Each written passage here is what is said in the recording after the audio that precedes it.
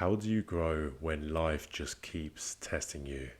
When your body breaks down and your job disappears, what's next? In this episode, I'm joined by Mark Thomas, a nerdy jock who's faced extreme challenges in both his body and his career. From serious health setbacks to major career upheavals, Mark shares how he rebuilt confidence, embraced vulnerability, and found his identity when nothing seemed to fit. We dig into resilience, mindset, and the unexpected lessons that came from life's toughest moments. Watch the full conversation for insights that could change the way you approach your growth. So much to learn from Mark's story. I'd love to hear what you guys took away from this one. If you could kindly like, subscribe, and leave a review, I'd really appreciate it. And it means that we can reach more men who are navigating their journey.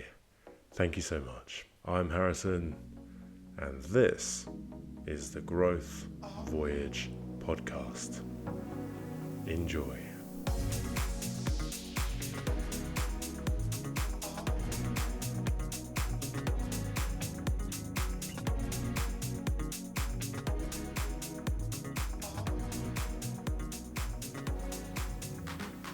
Mark, welcome to the show. The way in which I like to start these conversations is the beginning of the journey. It gives us a bit of background into where we head later on. So tell me a bit about where your story, your growth journey all begins for you. Well, I would say my whole life has been a growth journey. I think, as maybe for all of us, it can be. Just depends on what point you want to start for what narrative you want to say. Um, I think that is one of the powers in life: is what is the narrative you tell yourself on what brought you to where you are now, what choice you had in it, and what choice you have in the future. Uh, but yeah, for example, kind of my earliest years, I never thought of myself as an athlete. Was an overweight asthmatic, but found my way into athletics through indoor swimming, competitive swimming, and that's what got me onto the jock track. Similarly, although I was brought up with art in the family, my mother was a graphic artist, so we would do drawings and paintings and other constructions for fun as a family. I never thought of myself as that adept of an engineer, but I could hold my own in math. Uh, so, like in high school, I stumbled into a multimedia class, but even in that, I did not consider myself a programmer of any sort. I worked on the 2D, 3D graphics and animation, uh, and yet those skills helped me not only in architecture designing buildings, but public presentations in uh, progressive collapse in building structures. A lot of my research was related to like 9/11 and collapse of major structures. And then there's some other just unexpected wrinkles in life where you never really know where it's going to take you. I ended up as a programmer. And similarly at Cal, I got in it with an art degree, but my postdoc was in an engineering degree. Uh, and not from being good on paper with the engineering side, but being passionate and engage with the material and being able to think on my feet. What sort of do you think led you down this path? You talk about the athletics and the sort of fitness side of it. In terms of the career, then, was there a lot of pressure for you to go down a certain route? Did you have any big dreams growing up? Talk to me about that route and how you sort of fell into the path that you ended up going into. So I think I ended up on some really fortunate directions in life, which was that both my family and my school environment was very high achieving. People had done well, gone through hard times. A lot of people in my high school went to Ivy Leagues, but for better or for worse, I grew up with a father who was a psychologist. So makes you a little crazy, but also maybe a little more grounded or at least aware of how life is. And he was very good at pushing me to be introspective and to follow my values. So uh, I don't think he would have liked me getting into trouble, but he did insist that I get into the right amount of trouble, which is trouble that he doesn't find out about, which he was quite clear on. But also that college is great, but it's not the only way. But basically, some of the main things in life are to find what you love and whatever you do, do it fully. Uh, so, although I was around a lot of people who were very type A, very much needing to jump through the hoops to get the grades, to get the college, to get the degree, uh, I ended up kind of growing up on a parallel track of just doing my best, having fun, not getting too caught up in one particular plan. And then, yeah, most of my biggest achievements or redirections in life ended up coming purely by accident. Like with Berkeley, I did not expect to get in, and I applied last minute after applying to a bunch of other schools. Uh, and on paper, it didn't look like I was at all a viable candidate to get into that school. But a bunch of other tier two schools like Rice, Tulane, USC, Reed were more kind of what I would be getting into. And similarly, kind of the idea of, oh, I like art. I seem to be doing better at art than my peers. So that makes sense for what to go into. Never really thought of myself as a technical person or an engineer, uh, but kept finding my way into these more technical realms. So, yeah, some of that was motivation without too much of a prescription. Well, yeah, and it's interesting. I wonder if there was an element of emphasis on success, right? In terms of showing up a certain way, getting into the school that you perhaps didn't have any expectations of. And I wonder, linking back to before you said you're perhaps overweight, asthmatic, whether this was a sense of achievement finally. I wonder if in your case there was a sense of, okay, I finally achieved something, and it gave you a sense of perhaps self-worth, or because you've got this outward success, now you can see yourself differently, and maybe even people will start seeing you differently. Was there an element of that at all that was maybe driving you? And yeah, tell me a bit more. Tell me a bit more about that, and if there was perhaps a link there.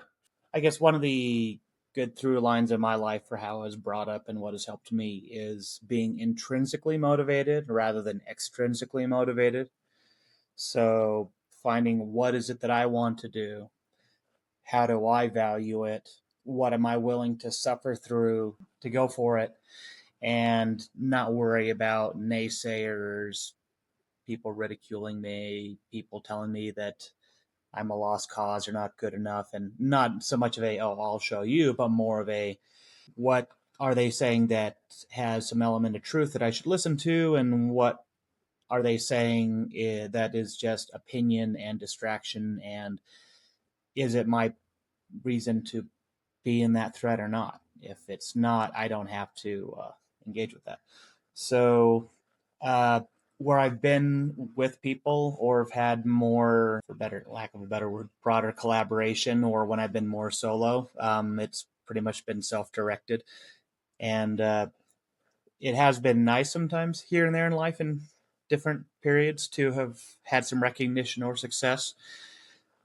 But I think it's been a lot more robust to have had those not as endpoints or as validation, uh, but just as data points like anything else. So, like for example, I would say it helps build confidence.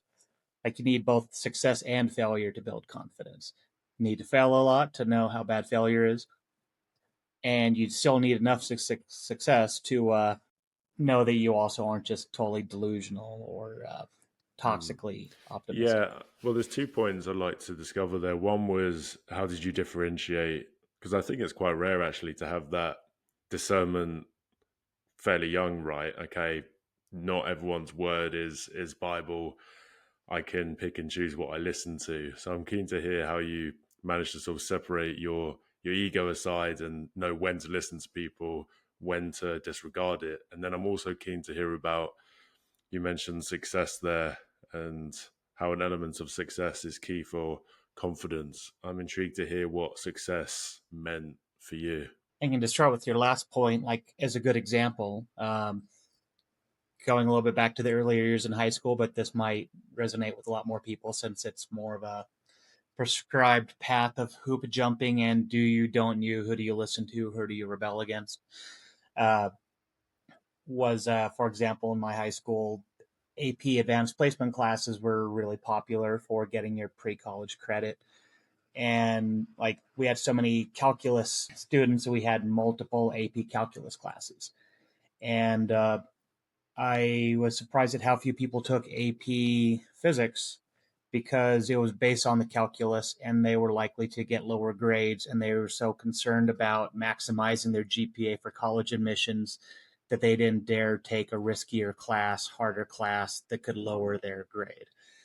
And my attitude was more of a the right colleges would not care that much about my grade versus the classes I took and or it would be good for me. So again, not seeing myself as that technical of a person, taking a calculus based physics class concurrently with learning calculus was a tough thing, but I thought of it as like a good struggle and like, okay, if this is a path that's allowed, why not go for it? If you do hit the metrics, don't worry about perfection, worry about good enough.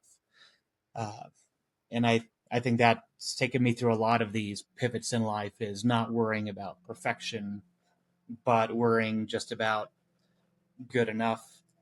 And do you see it as useful and rewarding rather than uh, calling some public image that you're wanting to maintain? But how did you cultivate that belief then? Because again, I feel as though it's very tricky for people to break out of this sort of need to be perfect, right? Particularly if you spent your childhood not feeling necessarily safe, or perhaps you were bullied at school, or there's this perception of you, and there's this image to maintain as you get older. So where did you cultivate that belief of, okay, hey, it's not about perfection, it's not about, because it seems very early on you've had this belief of, well, it doesn't actually matter what people think if they're not aligned with my path, and yeah, if they're not like a mentor or someone close to me. So where does that mindset get cultivated? Was that something that was always told to you when you were younger? As I got to know both sides of my family, I think both to some degree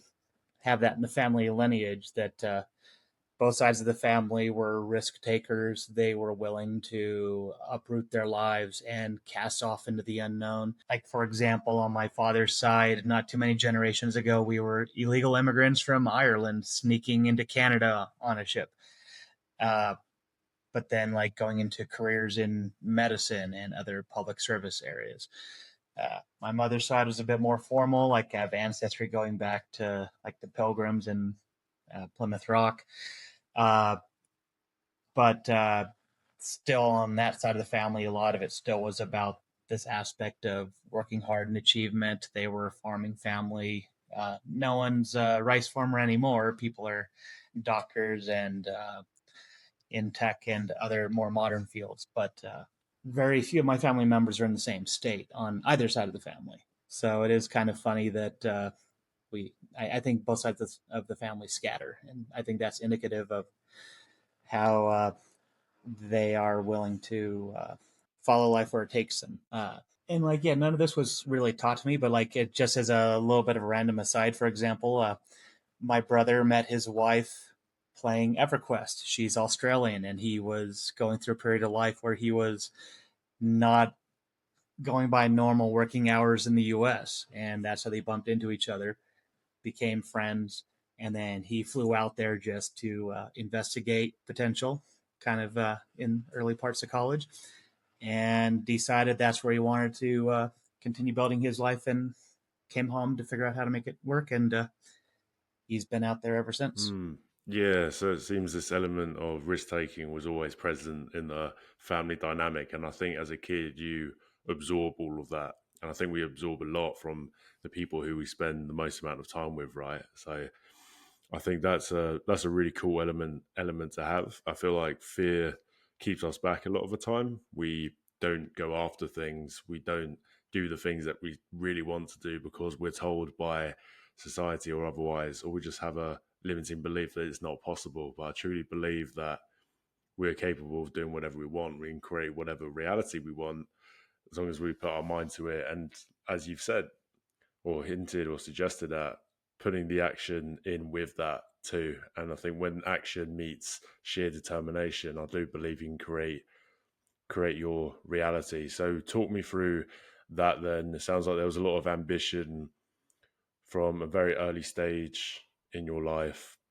Where did that lead you then after that? So you get your first job, and it sounds like this was quite a big value for you, right? Like in terms of success and showing up for yourself every day. Yeah, I mean, I guess I would say, kind of, for example, one of these real attitudes I have is not that, say, you have to have a quote unquote good job, a quote unquote right job, but whatever job you're given, give it your best. So rather than say, oh, I need to be in this high status of an outcome, and if I'm not in that, I'm going to slack off, I'm going to quiet quit. Uh, all these other catchy phrases these days of people who just want to work for money, of being like, after a first rough year in college, I came back home to work to help pay for it. And I was a package delivery person at the University of Utah campus. And like, you could take that kind of job and say, oh, woe is me. Here I am just delivering boxes, and it's just a detour in life. Uh, I took that time, and first I learned how to handle a really large truck on very tight clearances. So quickly backing this DHL sized truck into loading docks, driving on pedestrian sidewalks, uh, maximizing the delivery routes, because the more efficient I was, the more free time I had. And I used that free time to revisit textbooks from courses I had done poorly in my first year. And I just independently worked every single problem and looked up the answer to learn it. I was no longer taking the course anymore, but just as one of those, well, I need this to move forward. So, like, I learned some skills, had some fun doing some rather crazy warehouse games with people, got caught up on where I'd fallen behind in other areas of life. And then when I went back to college, I hit the road running. Uh, and kind of at any period of life, I would say I'm like that, as far as when I've gotten into comfortable positions, good jobs. I still have looked at how can I improve, how can I do the best here, or just for variety. Once that's settled enough, still maintain, okay, what are other areas in life that are good to be following? And yeah, I think going back to an earlier point, although I think nothing was really forced on me or explicitly prescribed, there was a lot of a teaching or incentivizing through example, uh, with broader, yeah, with a broader input on added on things. So instead of being like, you must achieve, you must excel, it was much more of a, yeah, when things are scary, you still have to do the hard thing. Uh, Even if the right thing isn't always the easy thing, it's better to do the right thing than to cheat now to get ahead, because it'll bite you in the future. And to not put too much status on any particular thing, that, like, some people find very hard, certain very hard things very easy, and other very easy things very difficult. And for all of us in life, it's about finding our own way, finding what fits what we have a knack for, what we have a passion for, and not judging if it's blue collar, white collar, if it's what's in vogue now. What's more important is, are you happy, and does it build the life that you want? Mm, that's a wicked point. That's a wicked point, and I love this idea before you mentioned of whatever you're doing, give it your best shot. It doesn't matter what job you're doing or how you're, yeah, whatever activities you're getting up to, just give it your best, right? And I love that you actively seek discomfort, but then also pointed it back to the idea that, hey, this is if you want a better life. Some people don't want a better life and they're very content doing what they're doing. So for some people, they might not actually want to seek that discomfort, and that's okay. And I feel like in the self-development space, we can certainly fall into the trap of this superiority complex, right? It's like, no, I'm on this path and I'm building this life for myself, and naturally some people aren't, and as long as they're happy doing that, then that's cool. And I feel as though the disconnect only really comes when you have these big dreams and you want a better life, but then you fall into comfort and you don't seek for more. I feel like that's where a lot of the disconnect can come sometimes. So I think that's a wicked mindset to have. And then as you're going through, then you've got this mindset of, okay, let's look for the next thing, let's look for the next thing, let's push myself. Talk to me about a moment where your sense of reality got shifted, right? Because there's one thing going through purposeful discomfort, okay, challenging yourself. And I can really relate to that because I found that because I decided quite early on I wanted a better life for myself. I wanted to show up differently. I did hard things. I did cold showers. I did martial arts. I ran a marathon, and you build up the character traits there that will enable you to have a better life. Builds up resilience and character traits that no one can really take away from you. It's not about the role. It's not about the thing you achieved. It's about the character traits you you acquire in the journey.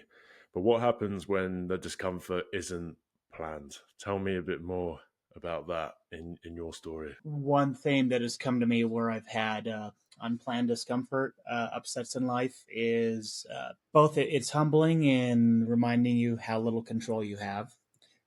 It can be upsetting in finding that the people who you really think have your back, who really are your friends, who are reliable, a lot of them can up and go.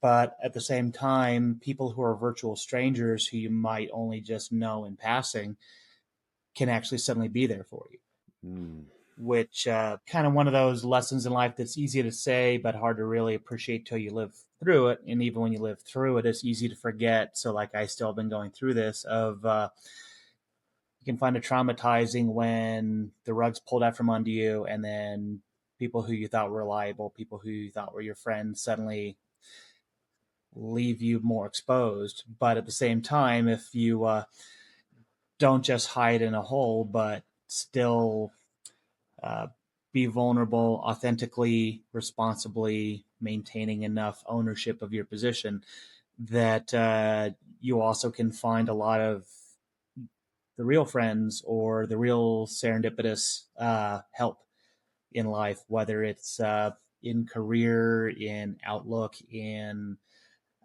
connection, so on and so forth. yeah, well, I just wanted to touch upon that because I always say to people, if you want to find out who your real friends are, start a business and start promoting it on your Instagram, because then you'll suddenly see who's supporting you and who's not and who stays silent. And then, as you suggested, you'll meet strangers on the internet, and they're your biggest supporters, and it really shifts your perspective. And I think you've got to go through that, and you realize when you're, especially when you're young, but I imagine through all of life, people are gonna come in and out of your life, and I think before you've really gone through your own journey, not that this doesn't happen later on in life, but I think especially in the early stages, you're unaware of the fabric upon which, or the foundation upon which your friendships really are there, right? They're a lot of the time they're built upon very surface level activities. I know I definitely found that in my journey. It was always centered around partying and having a great time, but then suddenly you find yourself in a position and who's actually there for the road. It's really fascinating, and it's almost a blessing, I think, to have that experience in the first place. And it's another beautiful lesson. So I'd love to hear about a bit more about the exact situations that sort of you found yourself in, because you mentioned there, right, you've got to take ownership of your position and take on the lessons learned. Okay, why did I trust this person? But then also, how do you then shift that to then trusting the world again? How do you trust the world after you've seen people let you down? Because vulnerability is such an important part of the man's journey. When you're vulnerable, when you ask for help, you'll be rewarded for that when it's the right people. So I want to hear about that shift in mindset for you, and feel free to go into detail about the emotions that you felt when you were going through these realizations. Yeah, so I think fundamentally it's less about trusting the world versus trusting yourself, and not trusting that you won't make mistakes again, but trusting first, hopefully, that you've learned something so at least you can make different mistakes. And also trusting that, however bad it is, you can pick yourself up and keep going or start again. That the only setbacks are how you learn, and the only way you really fail is if you don't get back up again. You can change your direction, you can try another way for your goal, and doesn't matter how many setbacks and mistakes you make along the way, as long as you don't just keep making the same ones. The only way you really do fail is if you just stop getting back up. So even if you get back up and say, all right, clearly this isn't for me, I'm going to go that way now, that is still moving forward rather than wallowing in defeat. And yeah, so I would say some of that is where I've had these upsets. It's been a combination of a lot of self reflection. I've always been a big bookworm, so also lots of reading, or often these days too, lots of podcasts. Those are nice to listen to on walks and runs and bike rides and what have you. To be and not in like these sort of inspirational sides, but more in just these provocative self reflection, self understanding, or just understanding people in the world side of things. So both I look at like, okay, what did I miss? What part of an untrustworthy world have I missed? But also, you can never make anything totally safe. So also accept, as much as you try to learn from mistakes, you will always make more mistakes. So also, how can you best put yourself out there? So like, yeah, when you get burned, when you get hurt, part of it is okay to some degree. You have to be more careful on how you put yourself out there, but also receding and hiding is no way to deal with Mm. it as well. Yeah, and I really appreciated your point there, particularly when you talk about learning from your experiences, not dwelling on them, because I feel like that's a big cause of depression, right? We stay stuck on the past and we start lamenting the situation. How could I have done that? How could I have been so stupid? But that's going to keep you stuck. When you stay stuck in the past, you can't focus on the present, and there's a lack of sort of forward thinking there. So thinking about, okay, right, I've learned these lessons now, and now I can go on and enter the world. And I think, as you suggested, sometimes we don't learn the lessons until we keep on being hit with them, and then we have to find out what the common denominator is, right? So I think it's also having a bit of empathy for yourself, a bit of empathy of, okay, right, you realize you've made this mistake, but okay, we're human, as you were hinting to before, we're imperfect, we're going to make mistakes. And just because we had this direction in our mind doesn't mean we can't shift directions too. I think that's a really important point. And I think we can get very fixated on goals, very fixated on a vision. So when that doesn't come to fruition, it leaves us in this place. And sometimes it can be a very dark place. Oh, hang on, who am I? My concept of self, where's it gone? But then it's okay, right, let's go through that process. Let's feel all the emotions that come up, which is an important point. But then let's try and dig ourselves out of it. And I think that is where real character is built. And you're, as you really fantastically suggested, the only way you're going to learn is by living through it yourself. If someone pulled you aside at the age of 18 and gave you and told you direct to your face, Mark, these are the lessons that you need to learn, and they were the same ones that you went through, you're still going to most likely go through the same mistakes because it's not going to hit you.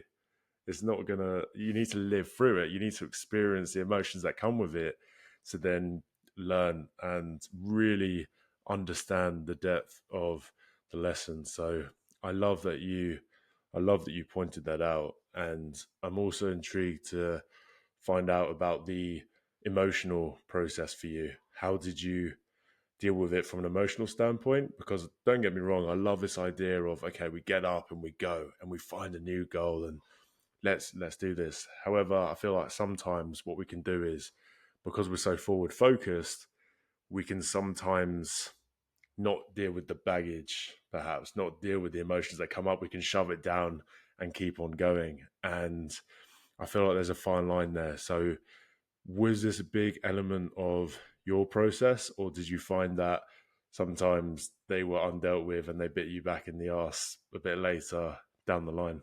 I think you're describing the convergence I had over the last 2 years, and that before that, I think kind of like in my young years when things were more volatile or difficult or upsetting, rather than say falling into say the party scene and the popularity race as a teen, I went more my own way. Uh, but the kind of copes I found were praised by society, so they were healthier. So instead of say numbing through alcohol, I numbed through exercising the feelings out of me.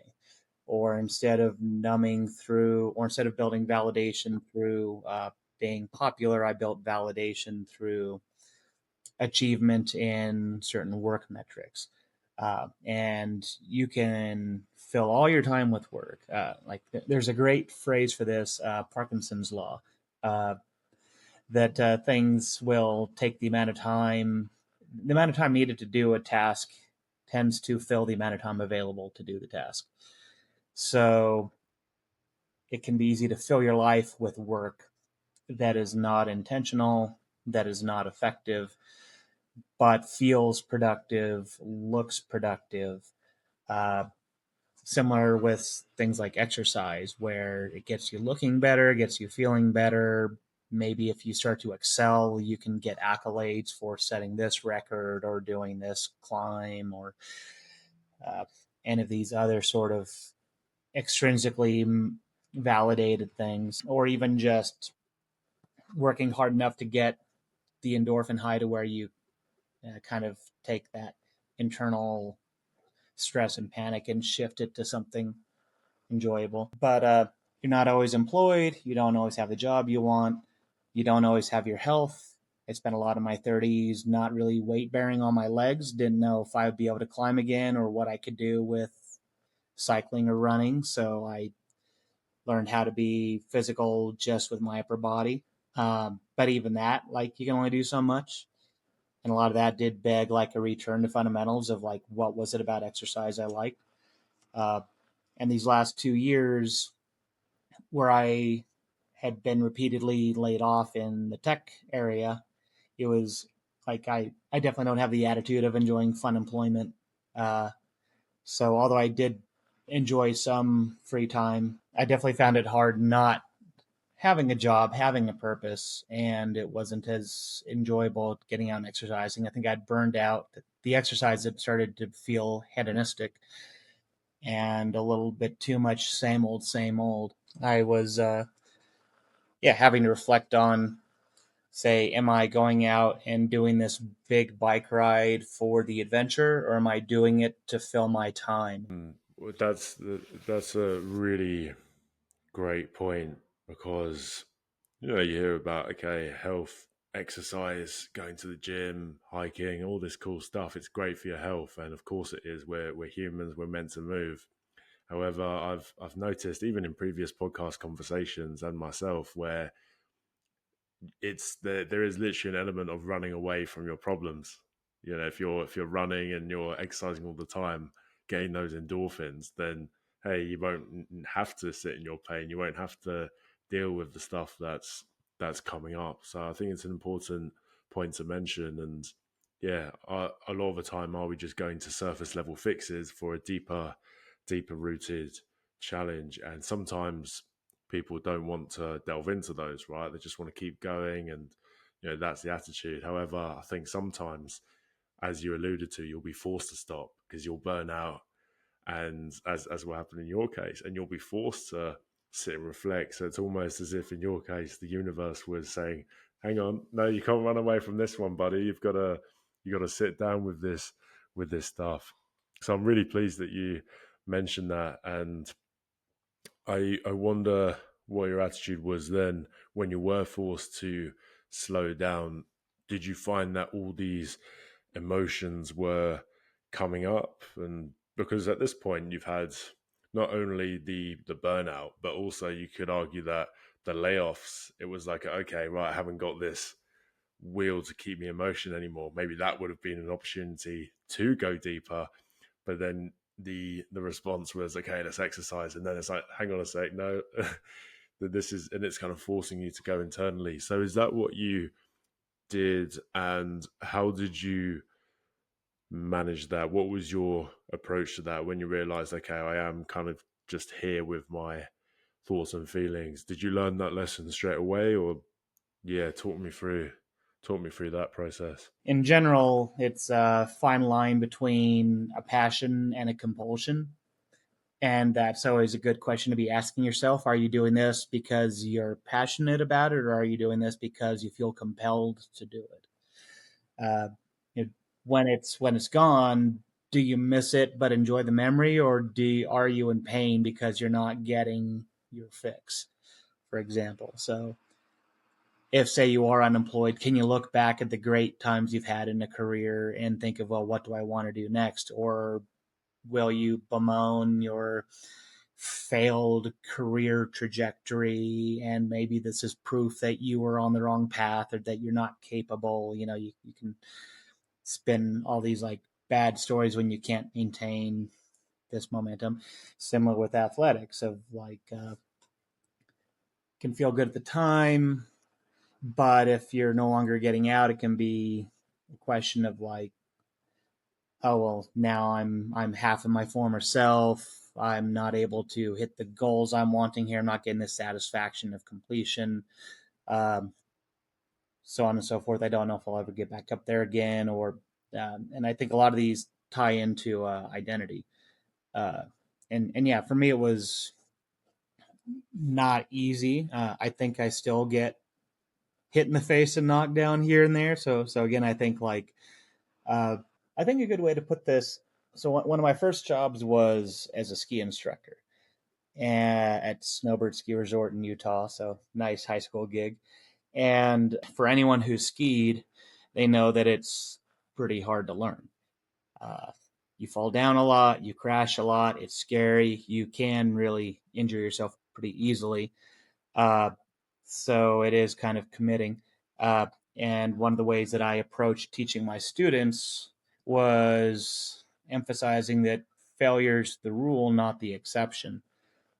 More or less, I pointed out, if you're not falling and crashing all the time, there's something wrong with you. If you're falling and crashing all the time, that makes you normal. And our first lesson before we can get up on the slope and start skiing down is, I want you to practice how to fall and how to get back up from falling. Until you know how to intentionally crash yourself safely, and until you've learned how to get up quickly and confidently, you shouldn't be adding momentum to this. You shouldn't be adding gravitational potential energy to the mistakes that you will make. So I was started from failure and pointed out that failure was the rule, was the baseline, and not the exception, not the judgment. Uh, and easy to say that, hard to live that, and also easy to think about that, better to learn it through like an embodied feeling. But yeah, when it comes to like where I didn't have some of those copes and had some of these setbacks, kind of a combination of asking myself, what did I do wrong? Or the things that I feel bad about, are they really that bad, or am I just feeling that bad? And also reaching out to people that uh, I found like it is easy to get sucked into shame. And the best treatment is daylight for that. So I think realizing from your shame, like, is it really that bad, or is it more of a feeling than an actual result? And are other people going to judge you as harshly as you're judging yourself, or did they even notice? A lot of times, people don't even notice when you make a mess. I just found it fascinating that you mentioned, okay, in the skiing example, you've got to fall down. And once you learn that, then you can carry on building momentum because then you know how to fall. And it's really fascinating for me to see how you've adopted this approach in your career, right? And you've learned, okay, right, learning from the setbacks, knowing they're part of a journey. But then from a mental health standpoint, you could almost argue the same thing because you've got to learn how to deal with your emotions, I think. You've got to learn how to ground yourself, regulate your nervous system. Because if you're just keeping on that trajectory, which is what a lot of people do, as you were suggesting, going on and on and on and on in their career path, in their entrepreneurship, whatever it may be, and you haven't learned how to regulate your nervous system, that's going to come crashing down. So I love that you mentioned that because it points back to not only that perception of chasing success and learning from failures, but also, okay, can you ground yourself? Have you got the tools in place to then go on and build a lifestyle for yourself? And you see this a lot in entrepreneurship, especially where the goal is make as much money as possible and build and build and build and build. But then when you haven't learned to regulate yourself, then it comes crashing down in burnout. And yeah, I think that's just such a great lesson there. And you touched upon identity too. And there are various interesting aspects of this for me. I think one of them certainly is how, yeah, it's almost become your identity in terms of the athletics and showing up in a certain way, being active all the time. That was your identity. And when that's taken away from you, then what else is there? Particularly because you mentioned the asthma when you were younger, and suddenly you've had this opportunity to then go out and do all these cool things. And now that's taken away. And I wonder, because it sounds like in your journey, a big part of it was no, it's all about it's me, right? I'm showing up for me, and it's all about the internal journey and forget the external stuff. However, I wonder if that can come and bite you in the ass because when we're so internal, and I can really relate to this because that's how I felt. I couldn't relate to anyone in my journey anymore, and it was all about me showing up, doing hard stuff. But then I wonder if when it came crashing down, it was almost a huge perspective shift, as you've alluded to, where, hang on a sec, my identity was, no, and you said it yourself, I never fit in any tribe. That's what you called yourself. And I wonder if that was a point where you thought, oh, okay, that was my identity. And now I'm kind of being forced to reach out to people and ask for support. So then that identity is being broken as well. So you've got the athlete, Mark, you've got the internal, you call yourself nerdy jock, the guy who doesn't speak to people. That identity's been broken as well. And it's almost like you're being forced to really shift that identity. So I love that you pointed that out. And I really appreciate the importance of seeking support when you are in a tricky place. And shame doesn't like being spoken about, as you've suggested. It likes being a dark secret. And when we, especially with other men, when we allow ourselves to be vulnerable and seek support, that's where we can finally feel seen and accepted. And suddenly you're seen almost for the first time because there was so much resistance to being seen before, getting this external validation, approval, whatever you see. And now it's okay, no, I can feel seen. And actually, it's quite healing in the process. So, talk to me about the impact being vulnerable had on you. I think being vulnerable, it's kind of one of those like going in eyes wide open, acknowledging that it will suck, that some people will judge you for it, some people will dump you for it. But you also, first, it's better for people to love you for who you are than to love you for the mask that you're wearing. So, although it's harder to maybe have to suffer rejection or have some periods of being alone as you are finding the people who uh, tolerate your imperfections, I still think that's a better way to go. More robust way of, say, picking yourself back up rather than being dependent upon the validation of the people who happen to be around you right now and you needing to form yourself to meet their comforts. Uh, like, for example, going into the help thing, because that has been one of the difficult things that I've made a lot of changes in perspective and understanding the last couple of years, which was in the past, I was very independent. I could really carry myself through a lot of very difficult things to a fault. Um, like I think one of the low points in life was when I got frostbite, um, and between the hospitalization and later losing the toes, I had a period where cellulitis had almost caused me to lose my foot. And when I was sent back home, I wasn't properly uh, informed as to what I would need for care. And I lived alone at that time, not near transit, and with my right foot, so I couldn't drive. Uh, and I had thought, oh, I've been so many years on crutches, I just going to crutch around. And I didn't realize that I actually couldn't be upright, that being upright caused enough pain in my foot that I felt like I was going to puke and I would almost pass out from the pain. So I was literally crawling around my apartment to like try to make myself a sandwich, couldn't really leave the apartment. And I was just so focused on not being a burden to other people that the most help I asked for was food drops. So I was like, hey, I can't go shopping. Could this coworker, this climbing friend just do this grocery list shopping for me and come by with the groceries? Uh, I think if things were really desperate, I still could have found ways to get food, although I was not able to be upright too much. But it was one of those things of like, sure, I got through it on my own, but life really, really sucked. uh, and people do like to help. I have had some experiences with friends where they didn't realize some of the difficult things I had in life, and when I happened to slip them out, they were uh, upset, not in an angry way, but like a perturbed way of like, oh, I wish I'd known because I care. Uh, and I've come to realize that first, like asking for help is kind of a bid for connection. And it's good to ask for help when you don't really need it, but where you can appreciate it. That way you're not attached to it. Because if you're worried about being a burden, then you only ask for help when you're absolutely desperate and you cannot do it alone. And then if people aren't willing to help you, then you're really stuck in a tough space.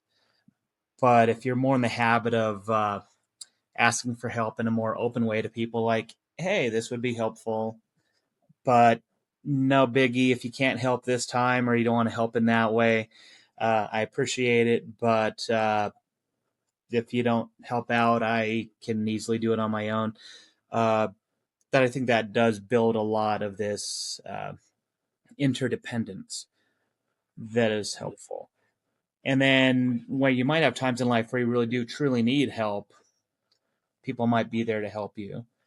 Uh, but yeah, by asking for help in more trivial cases, as long as you're not focused on getting the help, asking for it in an open and take it or leave it kind of way, in an appreciative way.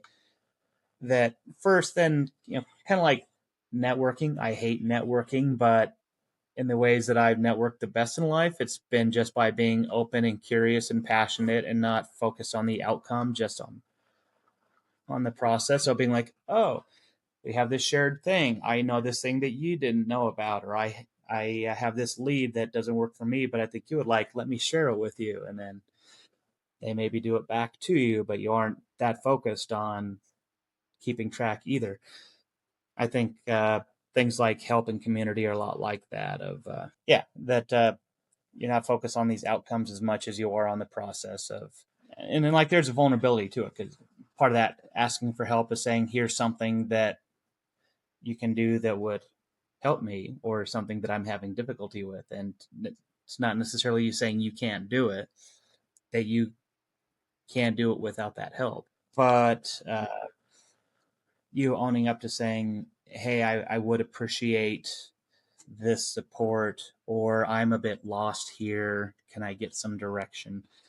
Uh, and not a please tell me what to do or where to go, but more of a I'm figuring things out. Responsibility still mine, but it's nice to not do this alone and where you might have an interest in participating. It's helpful. Um, but yeah, it's been really good. for me to still ask for help.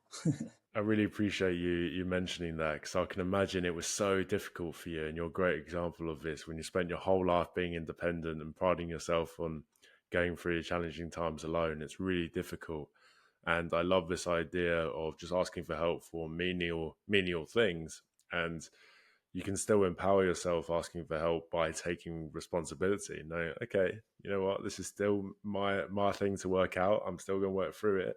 However, it's also my responsibility to ask for help too. I can definitely relate to that in throughout my life. You know, when I have been vulnerable, when I have asked for help, it's been the guys who've sort of lifted me back up, and even with my partner as well. There's been a lot of difficulties just admitting that, hey, you know, I don't have this all figured out, and I think the man has it difficult because a lot of the time we're, especially in relationships, but I think generally we want to be seen as, you know, we're secure, we're strong, and we're the rock, and we've got everything figured out. But the reality is, a lot of the time we don't, and I think we've not only got to admit that to other people, but to ourselves as well. And I think we can really struggle with that, particularly when you're ambitious and on the growth path. You want to be this certain type of person. You want to be this character, this man, and I think there needs to be an element of trust that you will get there, but remember, you're not there now. And I think a big disconnect for a lot of guys, and the reason why we struggle, is because there's a gap between who we think we are or who we are now and where we want to be. And so that's why it's really important, I feel, to be grounded in the moment and just acceptance of where you are in life. I love that you touched upon detaching from the outcome as well. We talk about it a lot in a career sense, in terms of, okay, it's not the, for some people it might be getting a job. It's not about how many jobs say yes to your application, it's how many applications did you submit. And in the same instance, it's asking for help as well. Sometimes we can place a lot of expectations on people and the outcome, but it's no, like, I'm proud of myself for asking for help and pushing through that vulnerability, and that will empower you too, because if you know you've done that despite the discomfort, does it really matter what people say or whether they help you or not? Because I think that's an internal shift, and that's a way we can look at it. No, we did something that was uncomfortable, and it's removing, yeah, it's empowering yourself. So it's this weird paradox of, okay, looking externally can actually empower you internally too. So I think that's a great point. And you mentioned frostbite there, losing. You said losing a toe, losing. So do you still? What happened? What happened there? Out of interest, I'm really intrigued to find out more. So, I was doing a winter mountaineering trip with some friends in the High Sierra. Couldn't have asked for better conditions in the winter. So, kind of one of those, everything had to go wrong in just the right way to cause this catastrophic accident of the frostbite. So, kind of one of those, like, I think where a lot of people try to look for meaning and in life or control. I definitely felt some amount of blame of like, oh, you must have done something wrong, something foreseeable. And a lot of lessons I could take from it were more of a, all these little chain elements in the chain, any one of them could have uh, broken from it. And long story short on it, basically, it was just like deep backcountry. We'd gotten benighted on a peak, and we spent all night down climbing. And I'd gotten some snow in my boot that had gotten compacted in the toe box. Uh, so basically became a block of ice by my toes, and I didn't realize it was in there. So kind of fried my toe tips, and still had to snowshoe out 1,000 feet up to camp and 6,000 feet down from Taboose Pass with the frostbitten foot before it started hurting. Uh, and it got infected along the way. So by the time I made it to the burn unit, uh, they were considering taking my whole foot off to keep me from dying from the cellulitis infection. And even once they had stabilized that, I got frostbite on all five of my toes to the base of the foot, or even a bit into the ball of the foot. And they were like, well, we don't know what, if any, of the toes you'll keep, but it's surgically, it's better to let your body auto amputate. So you get to spend the next 6 months walking around as you see which toes repair and heal and which ones fall off, while every day doing lots of this uh, cleaning and treating to prevent infection, unwrapping, rewrapping, applying antibiotic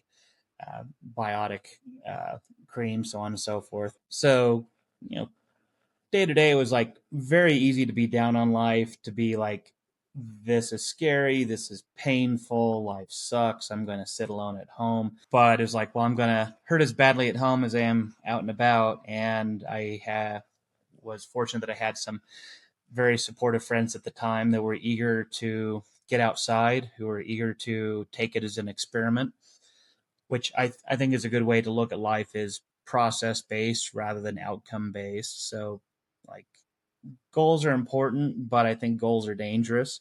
Habits are better. Uh, and taking risks are good habits to have, but you want to take them smartly. You want to be careful where you're committed and how you can taper, scale, and backpedal when and where necessary. And that is how you can do risky things sustainably. So, like, basically, what I had this summer with frostbite was my ended up being my first summer climbing in Vedavu, north of Denver, which is a notoriously difficult rock climbing place for offwits. I was helping to teach my girlfriend how to lead.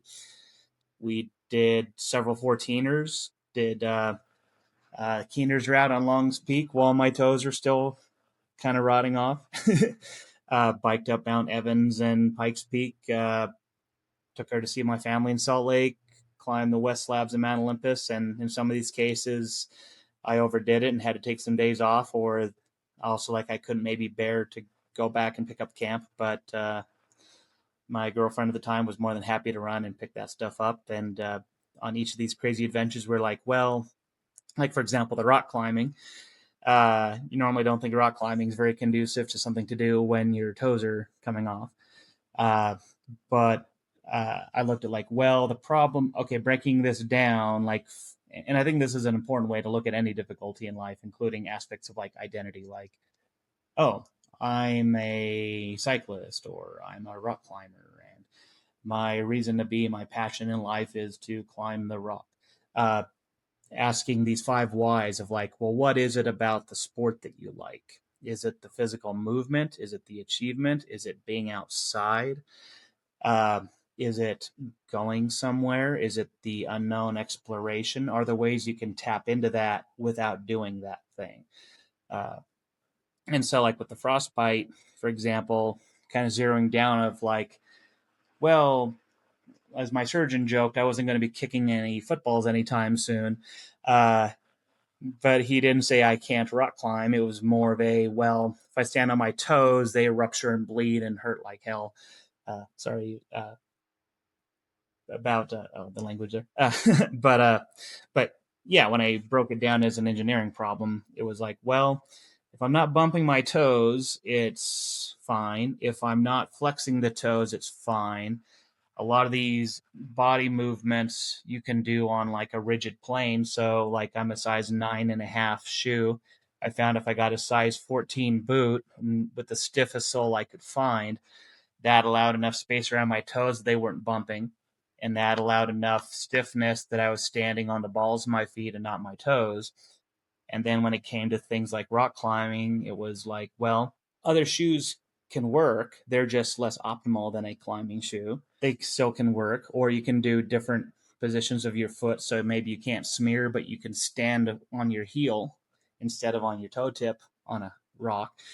Uh, and looking at the risks. So, like, one of the things I realized was, okay, yeah, I shouldn't be the first one up on the rope leading, where falling has real consequences. But if my girlfriend who's wanting to lead uh, leads up, and I can follow and risk hanging and taking and falling as I go, and also have the skills that I could just ascend the rope one-legged, worst case scenario. So, okay, here are some ways we can limit the risk. Why not just see what I can do with following up? I just find it incredible, buddy, that you refuse to stop. There was this kind of refusal there, just like, no, hang on a sec, I'm going to make the best out of my situation possible. I think it is super inspiring, and I there was also an element there which I really liked, which was okay, why am I doing this and what is it I actually like about this? And I actually said this to one of the guys I'm working with recently because it was I like going out and I like drinking because it gives me this aspect of connection and I don't know. I said okay, well, can you find that connection elsewhere if the way in which you're going about that need is not either not aligned with who you want to be or just not possible. And I think it's when you look deeper within this sort of stuff, you realize actually we can find the things that we value in our everyday connection. And I know for me, when I transitioned out of the party lifestyle, I found that connection in sports and it was in jiu-jitsu, and I found my people in pro wrestling. I found the people I connected with. So yeah, having that question there, what am I actually chasing here? Or as we've seen in your story, which was articulated so well, what am I avoiding? And just asking ourselves these questions and really sitting with it is super important. And in this instance, it's interesting to see how okay, this didn't stop you, the the job losses didn't stop you for a while. Talk to me about last year then. What event happened in your life that really forced you to slow down? Kind of what forced me to slow down was first, at one level, I kind of exhausted myself. I was suffering from some serious burnout with outdoor activities as well. Like as for me, I haven't connected well in Denver. I think just very different values on how one engages with the outdoors. So getting outside with partners was falling through, but I developed enough of a skill set I could get out on my own, but I was able to do so much of that so easily that I kind of got burnt out. I think maybe one aspect of that too is like scarcity builds value. When you have too much free time or you have too much ability to go and do what you want, it stops being meaningful. That's where, like, although it sucks if you're confined to being a weekend warrior, it can be better than being able to get out all the time. uh, Kind of a balance. Um, and so, yeah, on that physical side, I was just not at like a peak area of goals and motivation to achieve, and things that could have easily helped carry it through had fallen by the wayside by chance.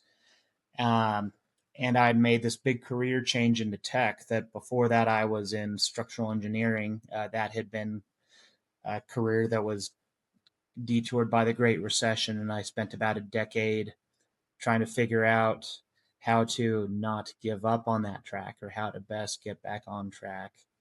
Uh, so there's a lot of uncertainty on that of do I keep going down this road, or what's the best way to go down this road, or do I try something completely new? Um, and Although I made this change into tech, it was right when all the layoffs of 2020 of 2023, 2022 occurred, and kind of the beginning of AI also coming in and clearing out those starter jobs as well. So basically, um, when I was laid off, it was kind of like reminding me of the Great Recession in 2008, but different career. So that did give me some pause of like, well, do I get up and keep charging the same way again? Do I desperately apply to lots of jobs? Do I uh, hold back with confidence and just upskill and know I'm better off applying when the chaos has died down? And surely that can't last too long. Well, it can go for years, or it could go for months. You don't know. Um, but yeah, long story short, all of those kind of put me in a situation where uh, living alone, had no office to go into, had no outdoor activities and people that were calling me to go out. It was more just I had to initiate everything, and I was tired of initiating. And there was no clear path to what I wanted to do athletically, what I wanted to do career wise, because it was kind of like either I've been there, done that, or there don't seem to be any options here. Uh, and yeah, I have trouble sitting still. So it's like, well, how can I do nothing? So that that definitely, I think, kind of forced a real reckoning of, am I more tired than I realize? Uh, do I need to take more breaks? Do I need to do more introspection? Not always go, go, go. Uh, that's also where I got more. That's where I went kind of more back into therapy and learned more about like somatic therapy was really helpful. So learning to really read your body well. That like I always thought that I was fairly self-aware with emotions, uh, but it was on a cognitive level, and I hadn't quite realized until this last year or so how much I actually was having feelings that I was not letting myself be aware of, but my body was feeling, and I was just reacting in other ways. Uh, so like uh, mindfulness meditation and breath work, uh, just having lazy days, and also finding, again, like asking those like five whys, or looking at, okay, process over goal, habits over goals. So, okay, I maybe can't get the job right now, but what are skills that are necessary for the job? And without looking at a progression, just being like back to basics, like, okay, every day it's good to do some amount of exercise, to be outside to some degree. I should do, say, a little bit of programming on these leak code things that I found intimidating and unpleasant, and scary, and being like, well, can I just do them as a habit and not worry about if I'm doing well or poorly on them?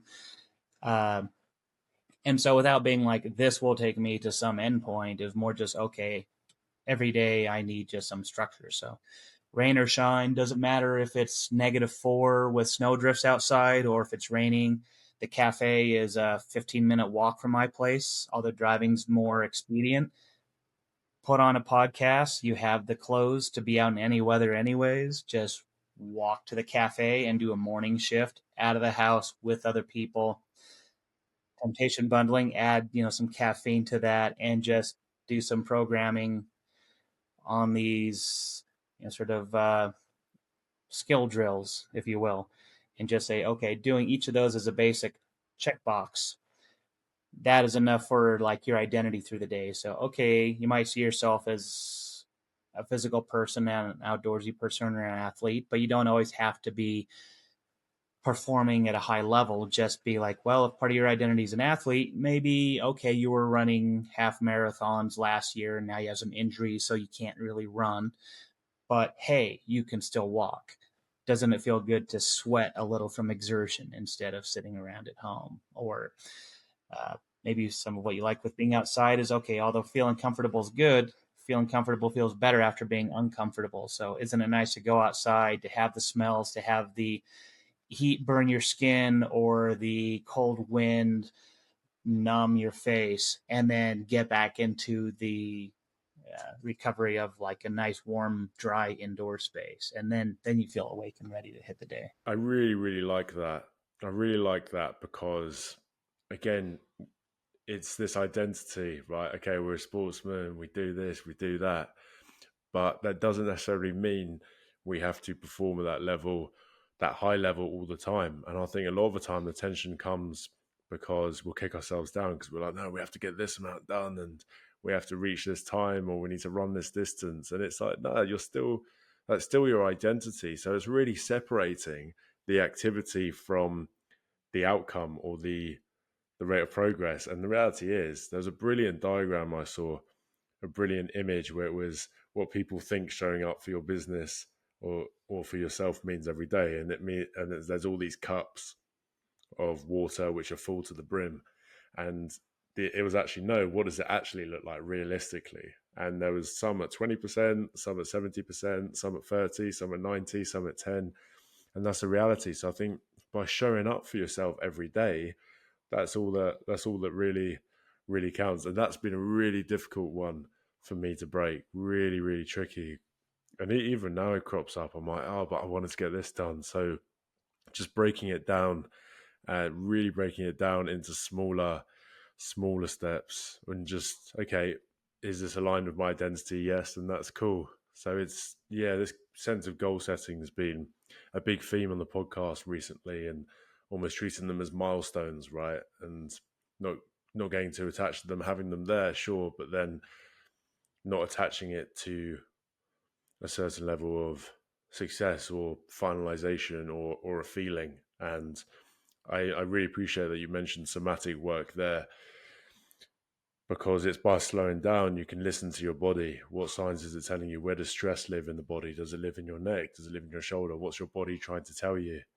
And I believe there is a world where we can be hardworking, sure, seek discomfort, sure, but also doing it in a structured way where we're listening to our body, we're being kind to ourselves. And yeah, if you have a slow morning, that's also cool. But again, very difficult one for ambitious men to break. So I think you've been a wicked example of many things, but also of how you're open to change and changing that identity, because it's really tricky when you've got this sense of who you are and the universe is telling you otherwise or forcing you to slow down. Then yeah, it's up to us to be open to those signs and being open to change, which you're a great example of. So I really appreciate you sharing your story and the many lessons that you've learned. So cool.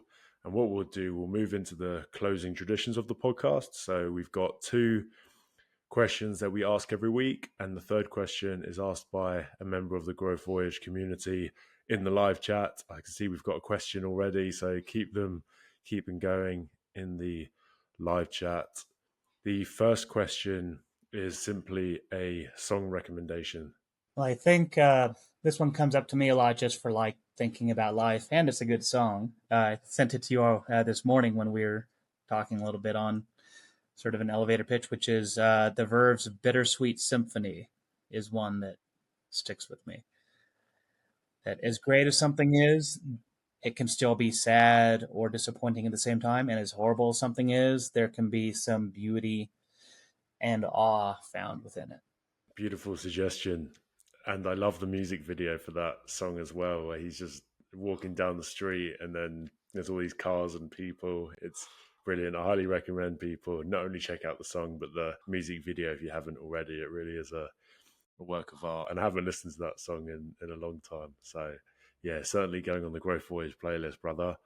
Second one is a book recommendation. Well, I think probably one of the most impactful books for me on an applied level is Atomic Habits. I've actually come back to it in later years and have reread it and found that it still is applicable, or it's been a good reminder. So it has fed a lot into this, say, separation of goals are useful, but they're dangerous. Having a prescribed path and outcome, although it's good to plan, if you're too wedded to that, that makes you very brittle, very easy to fail. Versus if you go fundamentally to what drives you, what do you value, or what do you want to become, like your identity is not just how you think of yourself, it is who you are through your habits. So learning some of these small things of like mastering the art of showing up. So you don't have to be excelling all the time to have an identity of this sort of person. You just have to realize, well, I'm this sort of person because I like this kind of stuff, or I do a lot of it, and what is fundamentally what counts for that. As long as I do that, I still see myself as that person. So yeah, you might lose the ability to be on your legs, but you can still be an athlete. Well, it tells. I think that book, it's by James Clear, isn't it? I think it ties in a lot with this conversation that we've had today, and it's been such a great theme. So I really, yeah, really appreciate the messages here and the lessons learned. And what we'll do, we'll move into the closing traditions or the closing questions by the Growth Voice community. We've had a question here from Jamie, which is: Mark, thank you for sharing your story. Is there one practice or mindset shift that still grounds you today and has been key to sustaining your growth? I would I would say gratitude. You can always think of things to be thankful for. You can always think about worst moments in your past that you got through. You can have this humbleness and appreciation for either how you've managed to pull through difficulties or how others have helped you. And yeah, this experience of how little you can control life, but enjoying it as you go. So, um, yeah, whenever things suck, just remembering like, well, could always be worse, and here are the great things I still have going for me. Here are the options I still have for something I can do today that brings me joy or brings me appreciation, or where I can do so to other people. So even if you can't do something for yourself today, it's easy enough to brighten someone else's day, and I think that can come from a sense of gratitude as well, of paying it forward. That's a wicked point. I know for me, it's five things in the morning when I wake up, five things I'm grateful for. And of course, you mentioned there not only the neurological benefits of that, the benefits for your mindset of training it to always look for the positive stuff and the blessings in your life. But there's also, I had a chap called James Grandstrom on the podcast, and I know he talked about how gratitude will literally manifest into abundance, right? So it can actually really positively influence your life in the physical realm as well, just by cultivating that and what you can attract into your life. And I feel as though what we focus on will grow, right? And just cultivating that gratitude. And I think the fact that you've come up with that realization, the fact that you've come up with that despite everything that you've been through and a lot of the deep challenges that you've faced is fantastic. So I think if you can cultivate gratitude, then why can't the rest of us? So yeah, wicked suggestion. And yeah, there's another one from Paul, which is how do you get over resentment? So I suppose in this context, especially when you feel like you've been wronged by people, right? How do you overcome that and not hold grudges? Because it's easier said than done, particularly early on in your growth journey. And I'm still working on that one. That even when I think I've gotten over it, I've found sometimes things still do linger. But at least I think a core aspect in the now is first, how does it serve you? So, does resentment make you happy? Does it make you better? Does it help you move on? Would you rather feel better and be better? And by moving on and getting away from these things that cause a resentment, uh, I'd say that that helps you get over it as far as being forward looking instead of past dwelling. Mm, Related to resentment, but I think this can go to a lot of other things like, say, for anxiety and so on and so forth, is look at what is in your control and what isn't, what is known now and what will be revealed in the future, and just do a quick tally of what is known and actionable now, deal with those now. If it's not known, not actionable, easier said than done, but practice letting go. Still stay observant, still be open to learning and reacting, but don't be forcing things that don't work. Don't be preparing for every contingency. Just do enough of a like, how am I in the moment and how do I keep momentum going? And I think the resentment's similar to like the falling down and getting back up again. So staying in resentment is a form of staying down when you've fallen down versus getting back up and moving on. And even if some of the resentment still maybe lingers and follows you here and there, don't let it be the thing that mm. drives your life. Yeah, I do resonate with what you said there about, well, having that conscious choice. Okay, does this actually serve me? What's this actually doing for me? And as I think a big theme for this whole podcast really has been being conscious about, okay, why are you doing the things that you're doing? And yeah, I think a lot of the time we can only get these answers by sitting with ourselves and learning to slow down, which is tricky, but there's so many benefits to it. So yeah, plenty of lessons from this episode. Mark, thank you so much for sharing your story, and thank you so much for the questions as well. Really, really cool.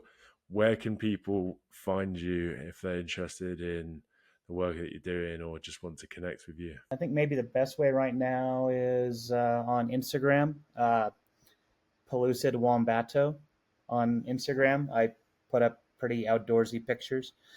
Uh, Also, you can find me on LinkedIn at I think it's Mark P. Thomas. But yeah, I would say those are probably the two best areas of where I still like to contribute, share some insightful. Oh, also, I do write on Medium occasionally. Mark Thomas on Medium. So I mostly write sort of technical stories, but I usually try to have them with some of this aspect of like a larger thoughtfulness and attitude. Now that I've gotten a little more established again in tech, I have some interesting generalist stories from architecture and structural engineering I'm going to write about. Wicked. Well, we'll put all of the links in the description for when the episode goes out, brother. But yeah, thank you so much again for sharing your story and being so open and honest. I appreciate you. Thanks for having me on, Harrison. It was nice for you to reach out. And uh, yeah, I think an attitude I have in life is how to make the world better, how to pay it forward, even if you don't have to be perfect to contribute. And so it's nice to contribute where you can. Yeah, appreciate it, man. Thank you. Thank you so much.